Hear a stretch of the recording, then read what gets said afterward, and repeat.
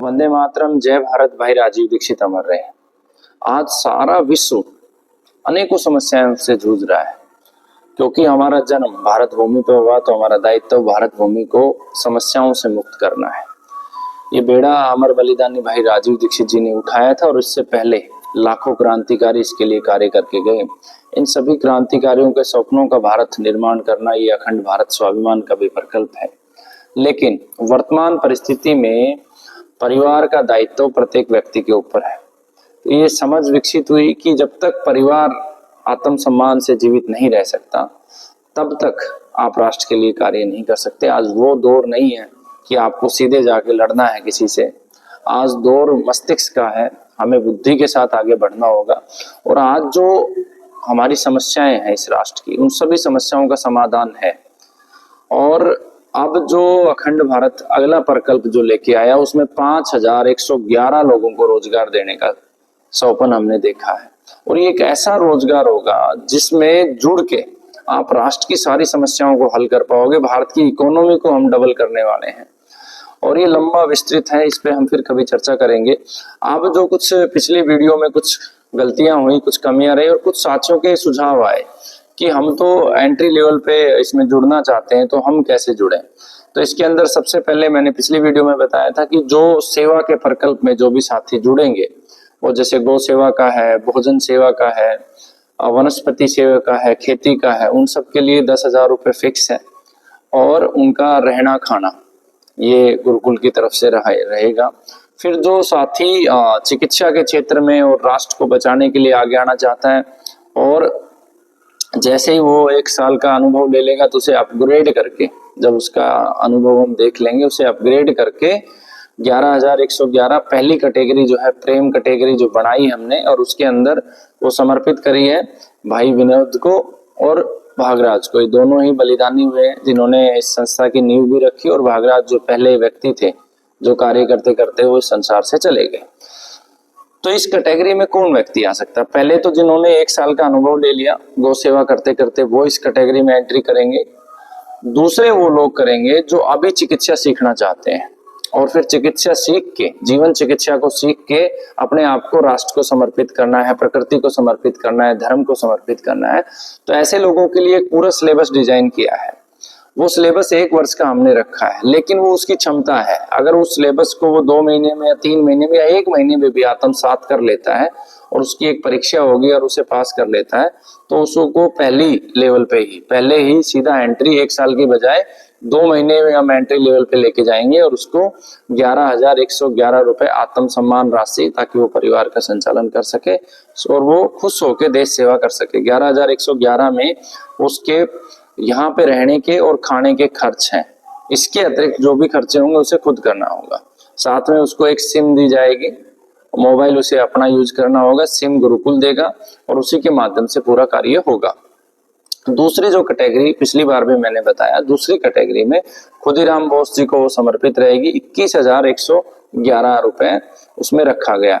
इस कैटेगरी के अंदर हम, एक तो जिन लोगों को चिकित्सा का अनुभव है, 2 साल हो गए, 4 साल हो गए, 5 साल हो गए, अनुभव है लेकिन ठीक हुए रोगी का डाटा नहीं है, उन लोगों को इस कैटेगरी में रखेंगे। दूसरा, जो अखंड भारत स्वाभिमान गुरुकुल के साथ पिछले 2 वर्ष से अधिक समय से जो जुड़े हुए हैं, या जिनको 5 वर्ष हो गए, उन लोगों को इस कैटेगरी में हम शामिल करेंगे, और आगे चल के वो लोगों को ठीक करेंगे। और जैसे ही वो अपना डाटा, मान लो खुदीराम बोस कैटेगरी में आपने एंट्री किया और आपने 6 महीने में अपना डाटा 411 पे पहुंचा दिया, तो ऐसा फाउंडेशन नहीं है कि आपको 1 साल तक उस कैटेगरी में अपग्रेड नहीं करेंगे।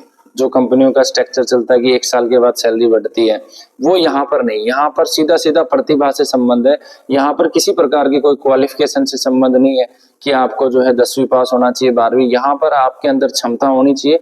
पढ़े हुए हो ठीक है, आपकी क्षमता के अनुसार आपको आगे राष्ट्र की सेवा का कार्य दिया जाएगा। हाँ, प्रत्येक कैटेगरी के अंदर मैं आपको क्लियर कर दूं, प्रत्येक कैटेगरी के अंदर आपकी दिनचर्या सुबह 4 बजे से प्रारंभ हो जाएगी, और रात्रि 9 बजे तक आप समर्पित रहोगे इस राष्ट्र के कार्य के लिए। 9 बजे से 4 बजे के बीच में आपका व्यक्तिगत जीवन है, उसमें 6 घंटे नींद लेना आपका अनिवार्य है। बाकी आप जो भी कार्य करना चाहो, 4 से 9 के बीच में आपको एक पर्टिकुलर टाइम दिया जाएगा। जैसे मान लो आधा घंटा आपके स्नान के लिए हो गया, आपके ध्यान योग के लिए आधा घंटा हो गया, उसके बाद आपका 1 घंटा खाने के लिए हो गया, खाने के बाद 20-25 मिनट का विश्राम हो गया। बाकी समय आपको निरंतर राष्ट्र के लिए कार्य करना है। ये खुदीराम बोस कैटेगरी का हो गया। उसके बाद जैसे ही हम तीसरी कैटेगरी में आते हैं, जो कैटेगरी हमने अमर बलिदानी भगत सिंह जी को समर्पित की है, और भगत सिंह जी का अर्थ है भगत सिंह, सुखदेव, राजगुरु सभी आगे। उस कैटेगरी में जो आत्म सम्मान राशि है, परिवार सम्मान राशि, वो 31,111, और जो आपको मुख्य जिम्मेवारी दी जाएगी जिस संस्थान की, उस संस्थान का प्रॉफिट का 10% दोनों में से जो मिनिमम है वो दिया जाएगा। यहाँ पर क्या अनिवार्य है, इस कैटेगरी के लिए अनिवार्य है कि आपने 311, अगर आप सीधा इस कैटेगरी में आना चाहते हो तो आपने 311 रोगी किसी भी बीमारी के ठीक किए हो, उसका प्रॉपर डाटा हो, उन रोगियों का प्रॉपर उनके मोबाइल नंबर्स हो, उनकी डिटेल्स हो, ताकि संस्थान वेरीफाई करे कि हाँ आपको इस बीमारी में आपकी जो है कैपेसिटी है। मुख्य रूप से हम जिन बीमारियों पे फोकस कर रहे हैं जीवन चिकित्सा पद्धति में, जो इंडियन मेडिकल एक्ट में गवर्नमेंट ने ये कह दिया कि ये चीजें ठीक नहीं हो सकती, जैसे कैंसर है ये ठीक नहीं हो सकता है, या फिर ये फाइब्रॉइड है, गांठें हैं, जो भी बीमारियां इंडियन मेडिकल एक्ट में, जैसे दमा, अस्थमा है, जैसे शुगर है, उन्हीं बीमारियों को प्राथमिकता से हम ले रहे हैं। साथ में जिनका डॉक्टर्स जवाब दे देते हैं कि अब आपका जीवन 5 दिन का है, 10 दिन का है, तो आपका अगर आप पहले से कहीं चिकित्सा कर रहे हैं, आयुर्वेद से, होम्योपैथी से, यूनानी से, सिद्धा से, तो आपने 311 लोगों को अगर ठीक किया है तो अब सीधा एंट्री लेवल 1 की बजाय सीधा तीसरे कैटेगरी में आप आ सकते हैं। ठीक है। अब चौथी जो कैटेगरी है वो चंद्रशेखर आजाद जी को समर्पित है, और यहाँ पर 411 रोगी आपने ठीक किए हो, और यहाँ पर जो आत्म सम्मान राशि या परिवार पोषण राशि जो है 41,111 है, या 10% दोनों में से जो कम होगा। उसके बाद जो अगली कैटेगरी है वो अमर बलिदानी राजीव दीक्षित कैटेगरी, वहां 511 रोगी आपने ठीक किए हो और 10%। तो नियम सभी पे पीछे वाले सेम रहेंगे। उसके बाद जो उससे अगली कैटेगरी है वो महर्षि चरक कैटेगरी रखी गई है, नई जोड़ी गई है आप लोगों के सुझाव पे। 611 यहाँ पर रोगी होंगे और 61,111 रुपए आपकी आत्म सम्मान राशि होगी। उसके बाद जो अगली कैटेगरी है जो चरक जी के बाद वाघभट जी को समर्पित की गई है, उसमें 711 रोगी होंगे और आत्म सम्मान राशि होगी 71,111 रुपए। उसके बाद जो 8वीं कैटेगरी है वो हमने बनाई है, महर्षि भारद्वाज जी को समर्पित करी है, उसमें 911 पेशेंट होंगे आपके और 91,111 रुपए राशि होगी। अंतिम जो कैटेगरी बनाई है अभी, इसमें भी सुधार हो सकता है आपके सुझाव पे। 1111 रोगी आपने ठीक किए हो किसी भी बीमारी के, एक बीमारी के, चाहे वो कैंसर हो या वो थायराइड हो या वो शुगर हो या हार्ट ब्लॉकेज हो, किडनी खराब हो उसको ठीक किया हो, लीवर की पेशेंट हो, उनका प्रॉपर डाटा हो वो वेरीफाई होगा। उसमें आपकी आत्म सम्मान राशि 1,11,111 रुपए रखी है। सवाल यहाँ पर पैसे का नहीं है। कोई भी व्यक्ति जो पैसे के लिए कार्य करना चाहता है उनका यहाँ पर मैं प्रार्थना है कि वो अपना समय नष्ट ना करे। ये लड़ाई है इस राष्ट्र को बचाने के लिए। आज आप देख रहे होंगे कि ऐसा कौन सा फील्ड है जहां पर हम आत्म सम्मान के साथ या हम स्वावलंबी है। शिक्षा के फील्ड में अगर हम जाएंगे तो हमारी शिक्षा की व्यवस्था ऐसी होगी जो हमारी प्रतिभाओं का दमन कर रही है। पूरी दुनिया आविष्कार कर रही है, भारत से आविष्कार नहीं निकल रहे हैं। आखिर क्यों? क्योंकि हमारे एजुकेशन सिस्टम कहीं ना कहीं फेल हो रहा है। चिकित्सा की व्यवस्था तो पूरे विश्व में फ्लॉप हो रखी है। चिकित्सा के नाम पर केवल रोगी मूवमेंट कर रहा है, एक जगह से दूसरी जगह जा रहा है। अगर ईमानदारी से डाटा का मूल्यांकन करेंगे कैंसर जैसी गंभीर बीमारी पे, तो हम ये पाएंगे कि मैक्सिमम एक बार जब कैंसर हो गया तो 5 साल के अंदर व्यक्ति खत्म भी हो जाता है और 50 लाख रुपए भी उसके परिवार से चले जाते हैं। तो ऐसी स्थिति भारत ही नहीं पूरे विश्व की है। बहुत रेयरेस्ट टू रेयर केस में व्यक्ति 10 साल 15 साल निकाल पाता है, वो भी बहुत एडवांस लेवल पे उसे पता चल जाए, उसका बहुत अच्छा ट्रीटमेंट और उसका फिर बाद की केयर बहुत अच्छी हो, तब ये संभव है। तो चिकित्सा में एक तरफ भारत बुरी तरीके से लूट रहा है क्योंकि सारा का सारा पैसा विदेशों में जा रहा है, सारी दवाएं इंपोर्ट हो रही हैं, और चलो पैसा चला भी जाए लेकिन उसके बावजूद भी लोग स्वस्थ नहीं हो रहे हैं। तो इस व्यवस्था में हमें सुधार की आवश्यकता है। व्यापारिक दृष्टिकोण से देखें तो जो भारत कभी विश्व गुरु होता था, भारत की अर्थव्यवस्था 1/3 होती थी वर्ल्ड इकोनॉमी की, आज भारत का इंपोर्ट इतना ज्यादा और एक्सपोर्ट इतना मिनिमाइज है। उस क्षेत्र में भी हमें काम करना है। हम लोगों को हमारे जो ऑर्गेनिक प्रोडक्ट्स हैं उनको पूरे वर्ल्ड वाइड लेके जाना है और हमें हमारे जो एक्सपोर्ट है उसको इतना कर देना है, निर्यात को इतना कर देना है कि विश्व में किसी का भी इतना निर्यात ना हो। उस क्षेत्र में भी हमें काम करना है। कृषि का क्षेत्र हो जहां हम विदेशी बीजों को, जहरीले खाद, रसायनों पे हमारी निर्भरता है, हमें हमारे गौ माता के गव्य और नंदी महाराज के गव्यों के माध्यम से हमारी खेती को इतना स्वावलंबी बना देना है कि हम दुनिया को बीज एक्सपोर्ट करें। लोग, विदेशी लोग आए कि हमने भारत से ये बीज लेना है, इसमें सबसे ज्यादा पोटेंशियल पावर है, ये सबसे ज्यादा जो है अच्छा है। फिर चाहे लघु उद्योग की बात हो या गांव स्वावलंबन की बात हो, तो हर गांव में हमने रोजगार के 100-200 लोगों को रोजगार देने का सेटअप तैयार करना है, जिससे गांव के लोग गांव में ही काम करें। बड़े बड़े जंगल खड़े करने हैं। आज हमारे बीजों पे संकट है, हमारे देसी बीजों के बैंक बनाने हैं। हर हमारे सेटअप के ऊपर एक देसी बीज बैंक होगा, एक गौ माता की नस्ल हर सेटअप पे होगी। भले हम जितना कर सकते हैं, हम केवल 2 ही गाय रखें, 1 ही नंदी रखें। हमें पक्षियों को बचाना है। तो ये सारा एक बहुत विस्तार से विस्तृत योजना है। आप सब लोगों के साथ इंटरेक्शन करेंगे, बात करेंगे उस योजना के ऊपर। आप सब साथी आइए और खुले मन से आइए, बंधन मुक्त होके आइए।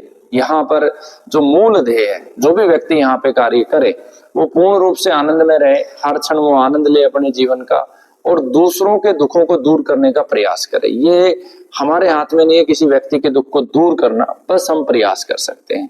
तो ये राष्ट्र सेवा का, प्रकृति सेवा का, धर्म के मार्ग पे चलने का एक बहुत बड़ा आप लोगों के लिए अवसर है। और मैं बार बार एक ही नारा देता हूं मैं कि हम लोग परमात्मा से मिलने का प्रयास करते हैं, भगवान से मिलने का प्रयास करते हैं।